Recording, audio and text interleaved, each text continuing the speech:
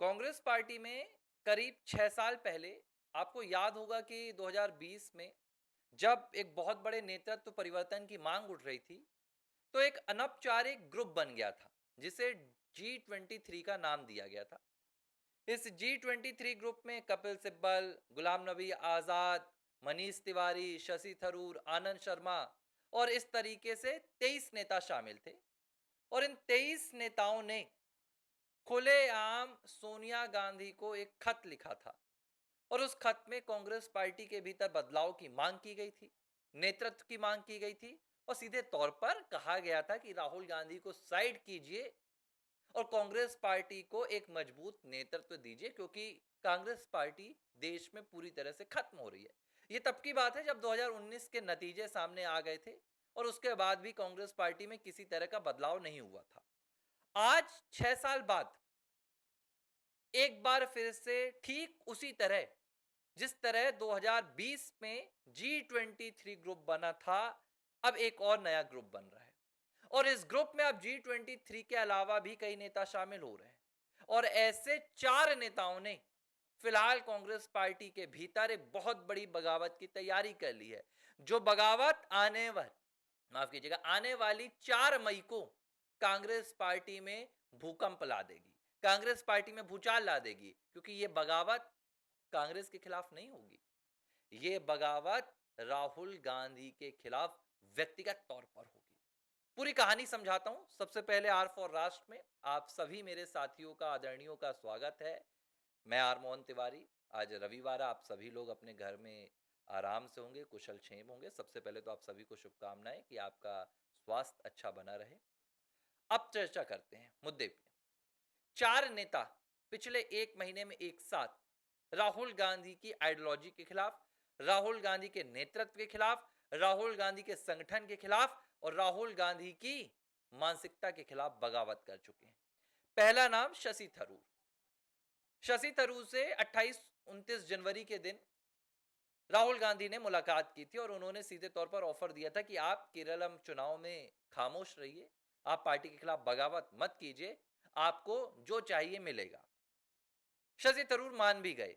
कुछ दिनों उन्होंने राहुल गांधी का साथ दिया, बजट सत्र के दौरान साथ दिया और राहुल गांधी के समर्थन में केंद्र सरकार के खिलाफ बोलते नजर आए। लेकिन जब उन्होंने अचानक बिट्रेल कर दिया, धोखा दे दिया और अपने बातों से मुकर गए, तो शशि थरूर ने भी राहुल गांधी का साथ छोड़ दिया और केरल चुनाव के बीच में ही वो पार्टी के लिए तो काम कर रहे हैं, लेकिन राहुल के लिए काम करना छोड़ चुके हैं। अब आप सोचेंगे कि पार्टी के लिए काम कर रहे हैं लेकिन राहुल के लिए काम नहीं कर रहे हैं, ये कैसे संभव है? थोड़ा सा आपको समझा देता हूं। केरला में चुनाव हो रहा है, वहां पर कांग्रेस पार्टी के पक्ष में शशि थरूर वोट तो मांग रहे हैं, लेकिन जिस तरीके से राहुल गांधी चाह रहे हैं कि वोट मांगे जाएं, शशि थरूर उस तरीकों को नहीं अपना रहे हैं। राहुल गांधी प्रधानमंत्री नरेंद्र मोदी के खिलाफ बोल रहे हैं। कैसे खिलाफ बोल रहे हैं? किसी नीति के खिलाफ नहीं बोल रहे हैं, लेकिन अफवाहों और झूठों के साथ। एप्स्टीन फाइल का मुद्दा, डोनाल्ड ट्रंप ने कंट्रोल कर लिया है, ये मुद्दा, विजयन के साथ मोदी मिले हुए, ये मुद्दा, एलपीजी का संकट है, ये मुद्दा, देश गुलाम होने वाला है, ये मुद्दा। इस तरह की बातें राहुल गांधी कर रहे हैं, लेकिन शशि थरूर इसके विपरीत, जो जमीनी हकीकत है, वो भाजपा के खिलाफ नहीं बोल रहे हैं, बल्कि वो विजयन सरकार के खिलाफ बोलकर कांग्रेस के लिए वोट मांग रहे हैं। एक तो ये। दूसरा, जिस वक्त राहुल गांधी ये पूरा प्रोपोगेंडा कांग्रेस पार्टी के लिए चला रहे हैं, कांग्रेस पार्टी के बैनर से चला रहे हैं कि देश में जो युद्ध चल रहा है अभी, यानी कि इजराइल, अमेरिका और ईरान के बीच में, इसे लेकर बहुत भारी संकट आ गया है और यह संकट सिर्फ नरेंद्र मोदी की वजह से आया है।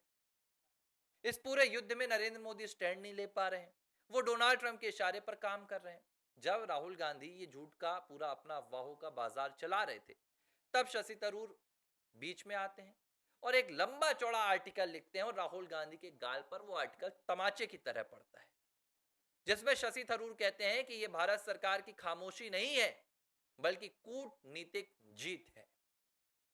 और यह पहला मौका नहीं था जब शशि थरूर ने भारत सरकार की विदेश नीति को, कूटनीति को लेकर खुलकर कहा था, बल्कि इससे पहले हर मौके पर कहा था। लेकिन राहुल गांधी को इसकी उम्मीद नहीं थी। उन्हें लग रहा था कि मुझसे मुलाकात करने के बाद शशि थरूर खामोश रहेंगे। एक तो शशि थरूर का उदाहरण, यह सीधी बगावत है गांधी परिवार के खिलाफ। दूसरी बगावत मनीष तिवारी ने की इसी मुद्दे पर। जब ईरान के स्टैंड को लेकर कहा जा रहा था कि भारत क्या स्टैंड लेगा, इजराइल को लेकर क्या स्टैंड लेगा भारत, भारत ईरान का साथ क्यों नहीं दे रहा, हमारे ईरान से पुराने संबंध है, तरह तरह की बातें की जा रही थी। तब मनीष तिवारी ने कहा कि भारत अपने हितों के लिए, भारत के हितों के लिए जो करना है वो कर रहा है, और यही भारत के लिए सबसे जरूरी है कि भारत ये ना देखे कि उसकी किसके साथ दोस्ती है, किसके साथ दुश्मनी है। भारत सिर्फ ये देखे कि फिलहाल उसके हितों की रक्षा कैसे होगी, और वो काम भारत सरकार कर रही है। ये दूसरा तमाचा था जो मनीष तिवारी ने राहुल गांधी के गाल पर जड़ा।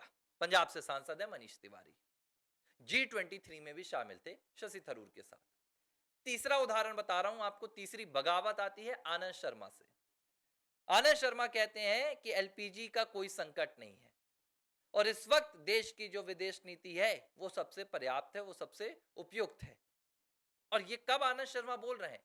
जब बीते दिनों कांग्रेस पार्टी ने राज्यसभा के चुनाव में आनंद शर्मा को जगह नहीं दी। 50 साल उन्होंने कांग्रेस को दिए, और वो चाहते थे कि अभी भी आनंद शर्मा राहुल गांधी की जुबान बोले। आनंद शर्मा ने इंकार कर दिया, इसलिए उनको राज्यसभा की सीट भी नहीं दी गई थी। ये हो गए तीसरे नेता। लेकिन जो चौथे नेता की मैं बात कर रहा हूं, जो तीन नेता हैं, शशि थरूर, मनीष तिवारी और आनंद शर्मा, ये गांधी परिवार के कभी भी चमचे नहीं रहे। इन्होंने जब भी राजनीति की है तो गांधी परिवार के थोड़ा सा विपरीत जाकर ही की है। कांग्रेस पार्टी के सच्चे सिपाही आप इन्हें कह सकते हैं। इन्होंने कांग्रेस के खिलाफ कभी बगावत नहीं की, लेकिन गांधी परिवार के लिए ये कभी भी अंधभक्त की तरह समर्थन करते हुए नजर नहीं आए। लेकिन मैं जो चौथे उदाहरण की बात कर रहा हूं, इन्हें तो इंदिरा गांधी का बेटा कहा जाता था। इंदिरा के दो हाथ, संजय और कमलनाथ। कमलनाथ का जब गांधी परिवार के इस स्टैंड के खिलाफ, राहुल गांधी की इस नीति के खिलाफ खुलकर बोलने का पूरा दृश्य देखा गया, नजारा देखा गया, तो ये कहानी समझ में आई कि ये महज भारत सरकार का समर्थन करने के लिए सामने नहीं आए हैं।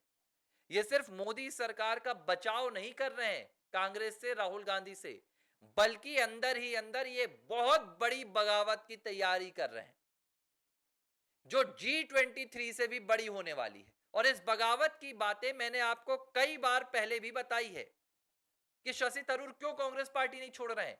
अगर आप मेरे कुछ पुराने वीडियोस देखेंगे, नहीं तो मैं लिंक डाल दूंगा नीचे, जिसमें मैंने आपको करीब 2 महीने पहले खुलकर बताया था कि शशि थरूर कांग्रेस पार्टी के भीतर रहकर कांग्रेस पार्टी के टुकड़े करने वाले हैं, और वो वरिष्ठ नेताओं से लगातार संपर्क में है। और अब उनके साथ कमलनाथ भी आ गए हैं, और ऐसे कई वरिष्ठ नेता हैं जो उनके साथ हैं। वो धीरे धीरे वक्त पर खुलकर आएंगे और कांग्रेस पार्टी को बचाने की मुहिम करेंगे। कैसे बचाने की, किससे बचाने की? राहुल गांधी से और गांधी परिवार से। जो राहुल गांधी की कांग्रेस रहेगी वो बहुत संकुचित हो जाएगी, छोटी सी हो जाएगी, जिसमें आपको यही इद्दे पिद्दे आपके जयराम रमेश, आपके पवन खेड़ा, आपकी सुप्रिया सेनेत, यही देखने के लिए मिलेंगे। लेकिन जो पुरानी कांग्रेस पार्टी है वो अलग हो जाएगी, जिसमें आपको शशि थरूर, कमलनाथ, आनंद शर्मा, मनीष तिवारी, इसी तरह के नेता देखने के लिए मिलेंगे। और ये सब कुछ कब प्लान होगा? ये होगा 4 मई के बाद प्लान। जैसे ही नतीजे सामने आएंगे, कांग्रेस की बुरी तरह हार होगी, राहुल गांधी का नेतृत्व एक बार फिर से असफल होगा, तो ये वरिष्ठ नेता बगावत का भूकंप लाकर गांधी परिवार की नींव हिला देंगे। और ये नींव इस बार ऐसी हिलेगी जो 2029 में राहुल गांधी को मजबूर कर देगी कि वो कांग्रेस में एक छोटे से धड़े के साथ राजनीति करें और 29 के बाद राजनीति से विदाई भी ले लें। आर फॉर राष्ट्र में आप अपनी प्रतिक्रियाएं लगातार भेज रहे हैं, मैं सभी के कमेंट देख रहा हूं, और मैं कोशिश भी करूंगा कि सभी के लिए एक लाइव सेशन की तैयारी करूं और उस पर हम सभी बात करें, एक तरफा ना जाए। मैं अगर कुछ बोलता हूं तो आपकी भी प्रतिक्रिया मैं लूं, और आपसे भी मैं राय मशवरा करूं, आपके भी विचार लूं, और हम सब मिलकर राष्ट्र चिंतन करें और राष्ट्र के हित में ये पूरा इकोसिस्टम बनाएं राष्ट्रवादी, जहां पर किसी भी कांग्रेसी प्रोपेगेंडा हो या विपक्षी प्रोपेगेंडा हो या जिहादियों का प्रोपेगेंडा हो, उसे मिलकर हम सब परास्त करें। धन्यवाद।